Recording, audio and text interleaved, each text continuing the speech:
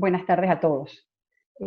Agradecida con la Sociedad Venezolana de Medicina Física y Rehabilitación, a través de su presidente Eduardo Cerizagua, por la gentileza y con todos mis compañeros que están en este momento conectados para compartir esto que vamos a hacer hoy, este Journal Club, donde vamos a desmenuzar este artículo, ¿verdad? Son una serie de artículos que están dentro de fisiatría basada en la evidencia. Escogimos el de distrofia muscular de Duchenne, el cual es el rol clave de la rehabilitación, en las nuevas guías clínicas del Centro para el Control y Prevención de Enfermedades para el manejo de la distrofia muscular de Duchenne. Este artículo fue desarrollado por la doctora Sabrina Paganoni, quien es médico fisiatra con especialización en medicina neuromuscular y también en medicina de electrodiagnóstico. Además, ella tiene una afinidad por la enfermedad de esclerosis lateral amiotrófica y es profesor asociado en Harvard, en el School Harvard, en Massachusetts, y ella logró concentrar en esta publicación 3 artículos que a su vez el CDC hizo para ser publicados en la revista Lancet de Neurología. Esto fue en marzo de 2018. Ok, aquí lo tenemos, fue publicado en septiembre de 2018 en el American Journal de Medicina Física y Rehabilitación, pero ya había sido publicado el artículo original o los 3 artículos originales en el Lancet de Neurología. Dicho esto, ¿verdad? Vamos a hacer un pequeño concentrado recordatorio de lo que la distrofia muscular de Duchenne, que es la más común distrofia de inicio en la infancia, con una genética ligada al cromosoma X, donde la padecen los varones y la portan las mujeres. La alteración genética se ubica en la proteína distrofina, donde va a haber ausencia o disminución de la misma. La edad de reconocimiento de esta enfermedad es de los 3 a los 5 años, donde el paciente pasa de las consultas de pediatría, medicina familiar, referido a la consulta de neuromuscular, de neurología y a la nuestra en fisiatría. Los varones desarrollan una degeneración muscular progresiva, la cual va a resultar en un retardo motor y posteriormente en una pérdida de la ambulación, la cual ocurre sin tratamiento aproximadamente la media a los 10 años. Y la falla de la musculatura respiratoria y la cardiomiopatía son la letalidad de esta enfermedad. Disculpen ustedes. Okay. Fíjense algo. El desarrollo de esta guía es porque con los avances que ha tenido la medicina, la atención multidisciplinaria, el tratamiento con los esteroides y las terapias genéticas han aumentado la sobrevida, que como les dije al inicio, sin tratamiento se espera que sea hasta los 20 años y se ha prolongado hasta los 30, 40 años. ¿Ok? A su vez, el tratamiento con esteroides ya aprobó totalmente para como bloque de primera línea para la distrofia muscular de Duchenne. Actualmente, esto sigue en desarrollo, los tratamientos siguen en desarrollo, sobre todo la terapia genética. Y en la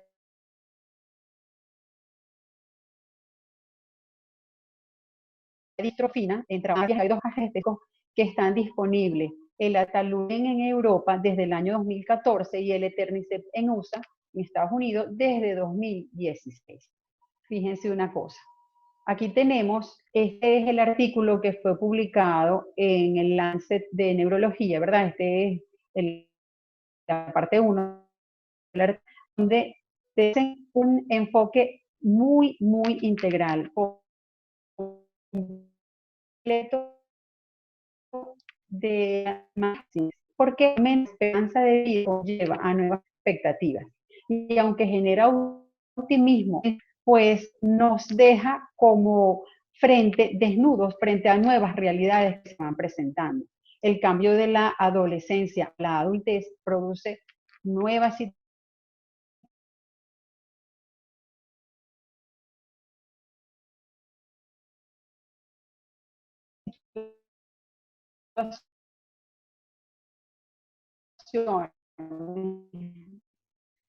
que hay pues, en rehabilitación. Hay pocos trabajos, se encontró que habían pocos trabajos controlados, randomizados y a gran escala que fuesen identificados. Y los que sí cumplían estas normas eran dedicados al tratamiento con corticoides. Muchos tópicos disponibles para este tipo de trabajo y de evidencia. Esta evidencia se revisó del año 2014 al 2017.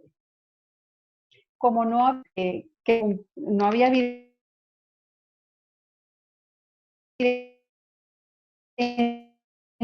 que cumpliera la que había dicho y les fuese lo suficientemente de calidad y la suficientemente evidencia buena para ser calificada dentro de la guía. Aquí tenemos los 11 puntos que se desarrollaron, los nuevos y los viejos, ¿verdad? Dentro de su enfoque, tanto en los estadios estadio ambulatorio, y el estadio final. Dice algo, ¿qué ya es la calidad de vida? Optimizar la independencia, la función y la transición a la adultez. La importancia del especialista en neuromuscular que lidere el equipo multidisciplinario del paciente con distrofia muscular de Duchenne. ¿Ok? Resalta, ¿qué resalta? O sea, ¿qué no cambió? ¿Qué no cambió en esta guía?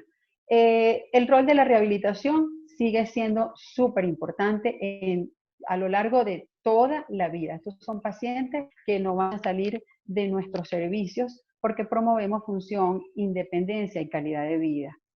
Fisioterapia, terapia ocupacional, terapia del lenguaje están en primera línea de tratamiento. Estas recomendaciones específicas están disponibles en la librería norteamericana y les dejo el enlace. Son importantísimas, son muy precisas, pero son exactas, pues está muy bien para que nosotros las ubiquemos y las traslademos y las cumplamos a nuestros pacientes. Las recomendaciones incluyen programas para el hogar con estiramientos diarios, donde se entrene al cuidado de acuerdo al estadio de la enfermedad, la edad del paciente, el momento en que esté, férulas seriadas, equipos para posicionamiento.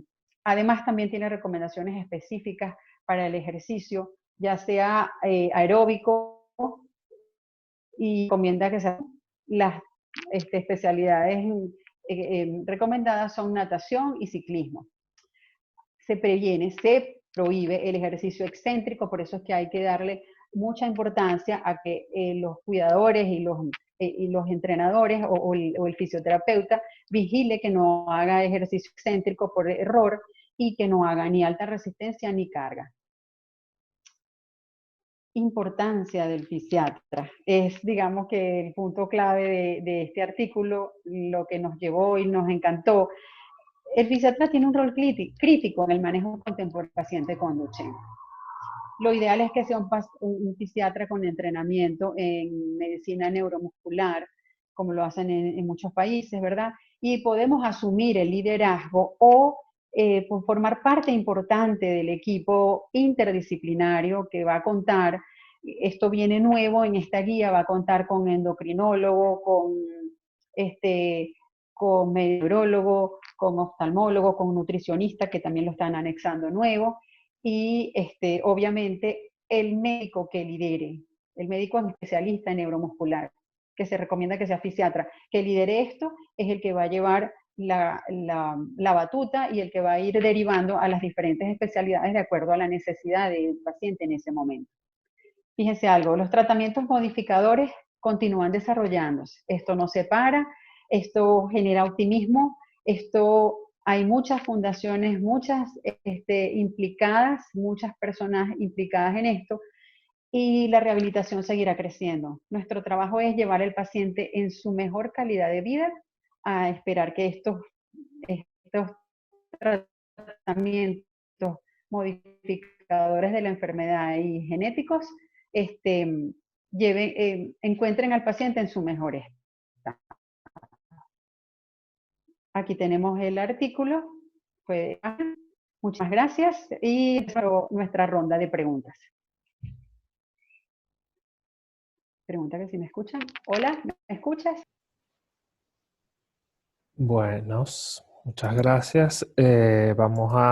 ¿Alguien tiene algún comentario, alguna pregunta al respecto para entonces abrirle el micrófono? Bien, por aquí hay una pregunta.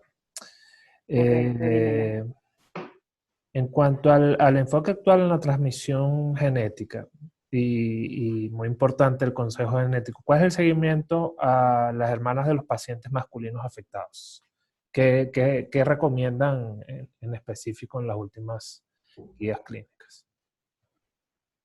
Excelente pregunta. La guía recomienda que las hermanas de los varones vayan a consejo genético. Si quieren tener descendencia, les ofrecen varias alternativas, alternativas de manipulación genética.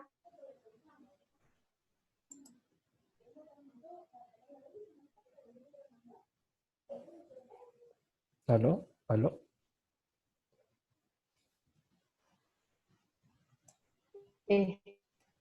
Pero se recomienda que ellas vayan a cardiología, porque se ha encontrado que ellos tienen también alteraciones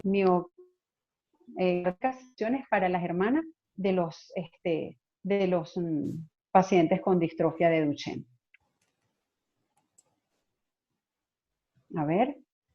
Ok, hay otra pregunta por acá. Las consideraciones que se mantuvieron igual a la guía del 2010. ¿Qué cambios importantes hubo con respecto a la última guía publicada? Ok. Comienzo por decirte que la última guía publicada se basó más en la esperanza de vida. La guía anterior se basaba más en la supervivencia del paciente, porque era la prioridad, lograr que el paciente tuviera mejor supervivencia. En esta, como ya el paciente entra en la adultez, trabaja la esperanza de vida con calidad de vida, ¿ok? Trabaja el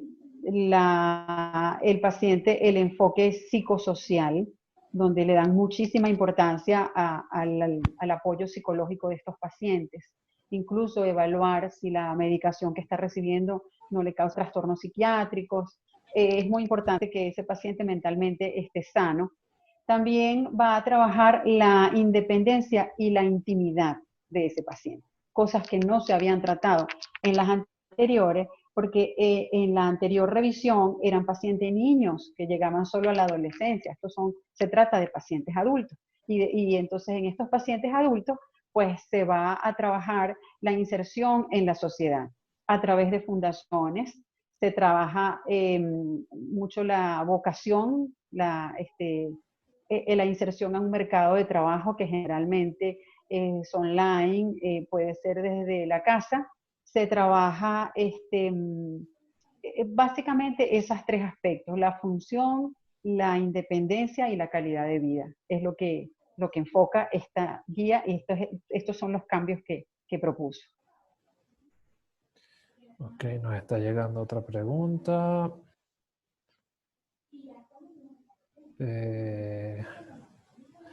¿Cuáles son las nuevas consideraciones que anexaron en esta guía? ¿Cuál es el enfoque que le dan a estas nuevas consideraciones?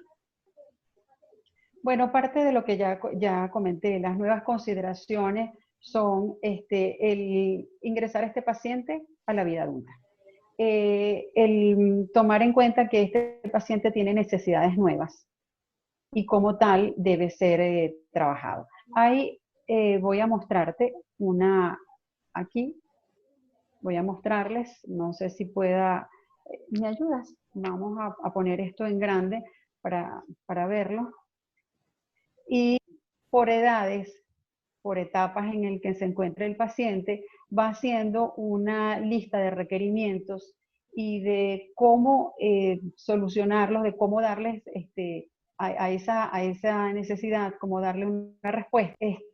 Como por ejemplo, pacientes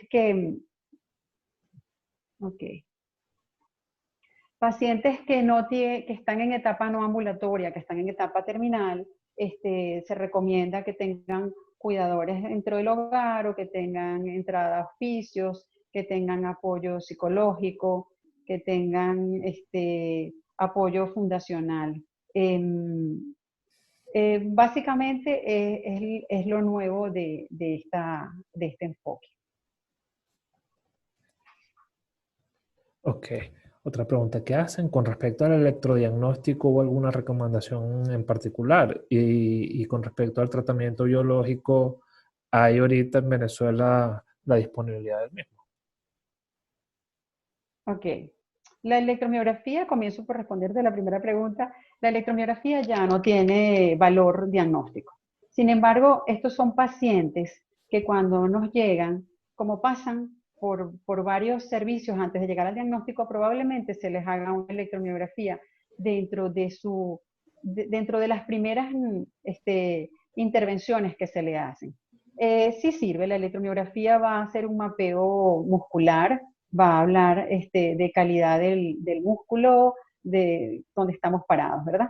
Pero no, ya no se utiliza como elemento diagnóstico, ¿ok? ¿Cuál fue la otra pregunta que me hiciste? Con respecto al tratamiento biológico, ¿hay disponible en Venezuela? Lamentablemente no, no. Son tratamientos costosos que todavía están en etapa de aprobación y de experimentación.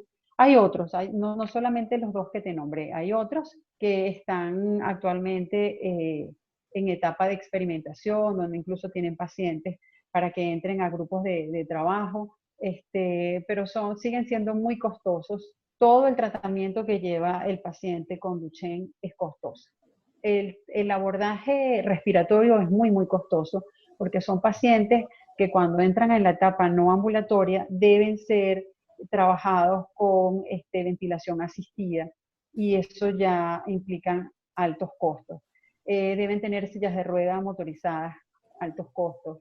Y así como esto, pues nada más que un equipo multidisciplinario es sumamente costoso y esto tiene que ser llevado gubernamental. Esto no puede ser un bolsillo individual el que aporte para esta enfermedad.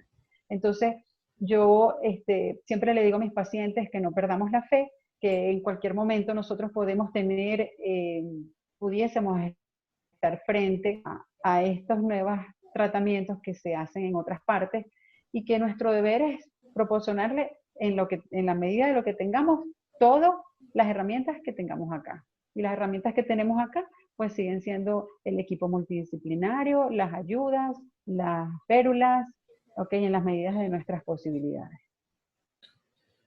Otro de las preguntas que hacen es sobre la recomendación de la FDA con respecto al uso de Flaxacort y cuál sería la dosis y cómo sería el manejo de los efectos secundarios de este medicamento en estos pacientes. Excelente pregunta. Fíjate algo. Lo que se recomienda, la FDA le dio aprobación al de Flaxacort como primera línea de tratamiento, pero también se usa la prednisona. La dosis de Flaxacort y de la prednisona no cambiaron en esta revisión. Es 0,9 miligramos por kilogramo peso para el de Flaxacort y 0,75 para la prednisona.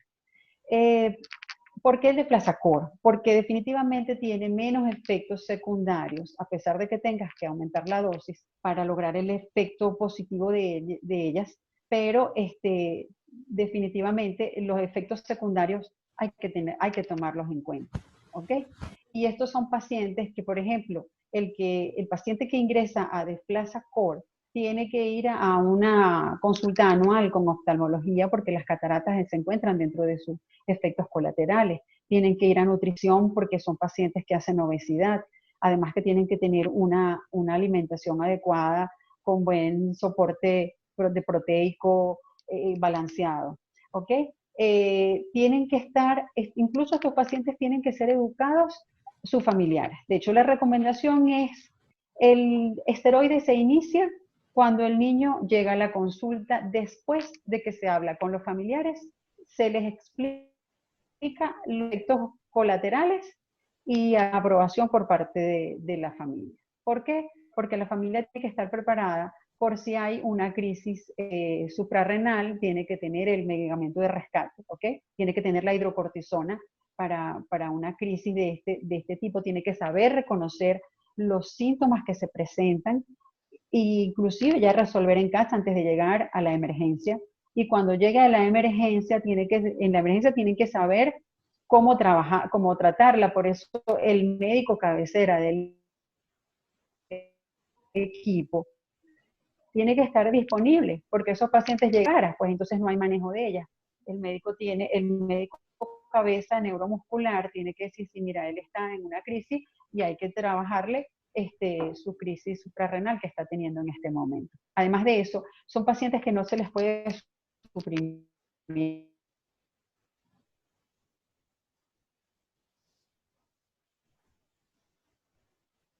el medicamento. Ni siquiera, aunque empieza la dosis de bajada titulándolo. ¿Okay? Vamos disminuyendo 20-25% de la dosis cada 2 semanas. Y después se sustituye por la hidrocortisona. O sea, nunca lo dejas de dar.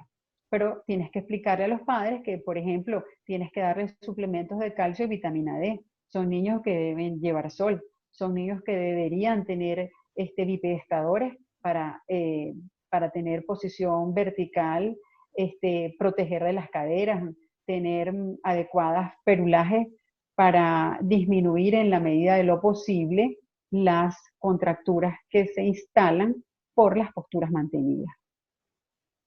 Está muy bien explicado. Yo creo que al final les vamos a dar los 3 artículos porque vale la pena que lo leamos y lo practiquemos y se lo hagamos. En realidad en nuestro medio es difícil. Incluso el esteroide es costoso y ya mantener una dosis de 0,9 miligramos por kilogramo día por paciente es costoso, es complicado y mantenerle todo el manejo que implica eso lo es.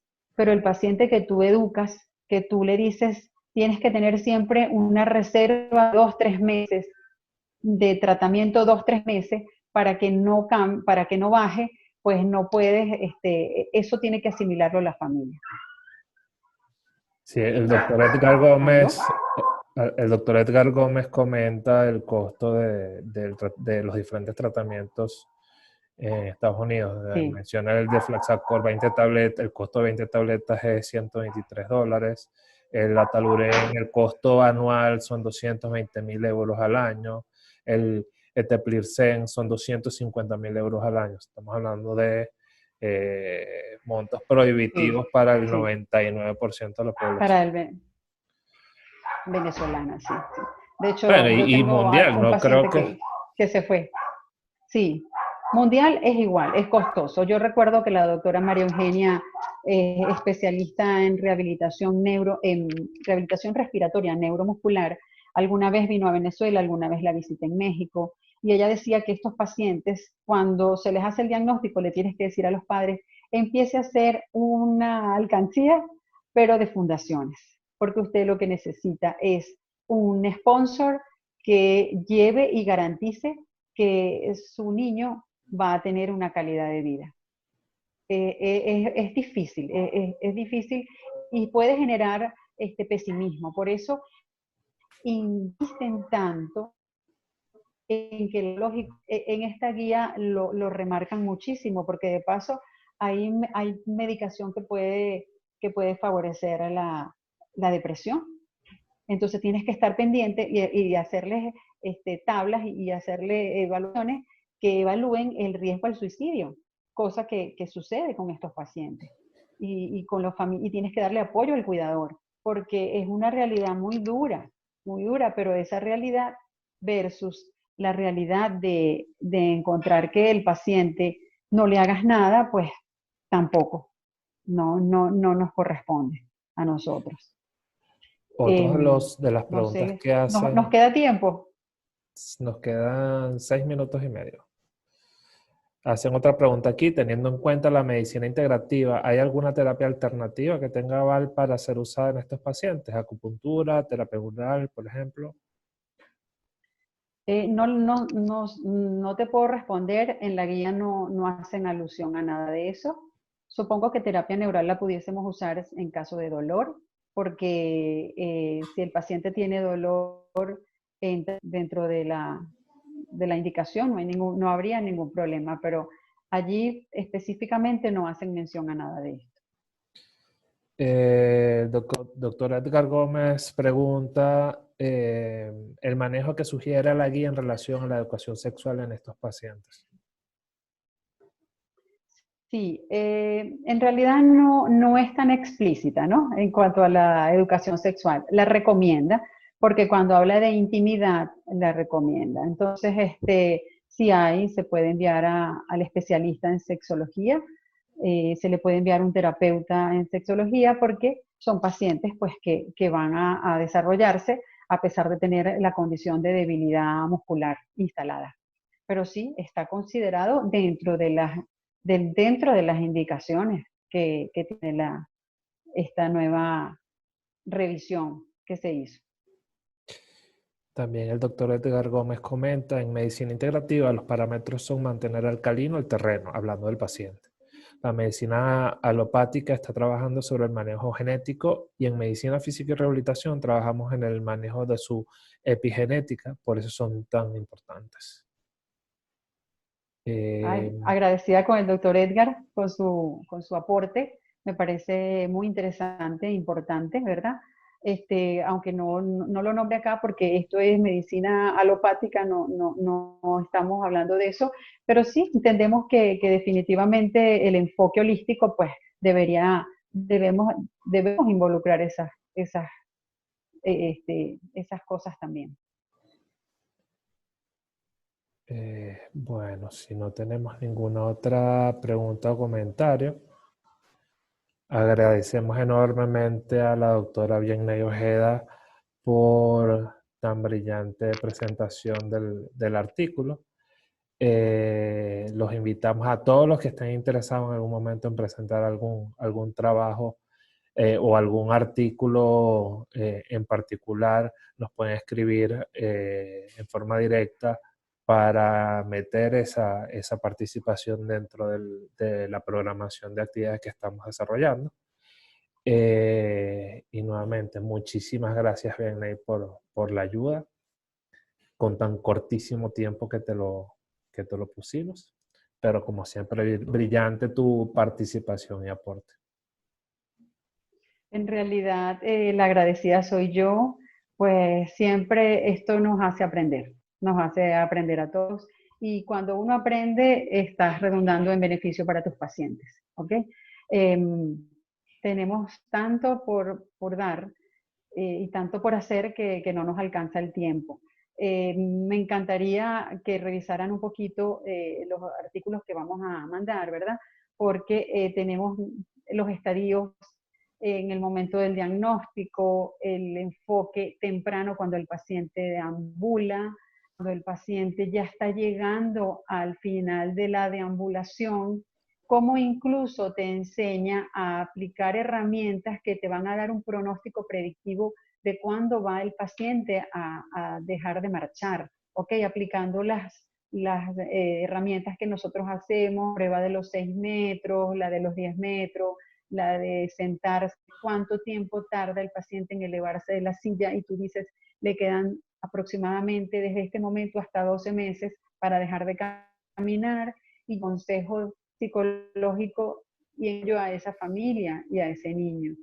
Y después, cuando el paciente es no ambulatorio, como no lo olvidé, no lo dije, empiezas a bajar la dosis del esteroide, pero no lo quitas, lo mantienes permanente, porque el esteroide, recuérdense que también va a mantener la fibra muscular, no es solamente la ambulación. Entonces, son muchísimos, muchísimos aspectos, tantos que yo pienso que tenemos que tenerlo de verdad como una cabecera. Esto lo tenemos que tener como una cabecera para que no se nos escape y no digamos después, wow, se nos escapó y el paciente hizo una fractura, tal vez porque no le puse a tiempo el suplemento de calcio y vitamina D. Bueno, muchísimas gracias. Gracias, Vianney. Gracias a todos por participar. Les recuerdo que el día de mañana tenemos la segunda videoconferencia de nuestro ciclo y esta tarde o esta noche a las 9 tenemos una videoconferencia del ciclo AMLAR. Buenas noches y hasta la próxima. Buenas noches. Gracias. Saludos a todos.